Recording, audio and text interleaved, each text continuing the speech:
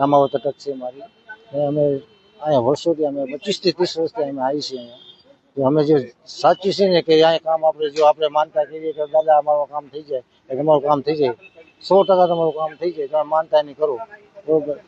આજે અમે હું 25 થી 30 વર્ષથી જોઉં બધા માણસો જે માનતા કેવી, કોઈને કેન્સર હે, કોઈને ટીબી હે, કોઈને ગમે તે રોગ હોય, પેલેસ્ટનો હુમલો આવી ગયો હોય, એ બધી મનોકામના દાદા પૂરી કરે છે. પહેલા કઈ રીતે પહેલા ખુલ્લું જ હતું, પછી આ દિવાલો બનાવી, કારણ કે પબ્લિક બહુ વધતું જતું સાહેબ. આ કોચમ 100 વર્ષ પહેલાનું રાજાશાહીનું મંદિર છે. મને 30 વર્ષથી અહીંયા આવતા ને 25-30 વર્ષ થઈ ગયા, ત્યાં કાંઈ દિવાલો હતી નહીં બરોબર, આ કાંઈ હતું જ નહીં. અહીંયા પેલા અહીં રસ્તો હતો, બધા માણસો ઠેકીને આવતા હતા.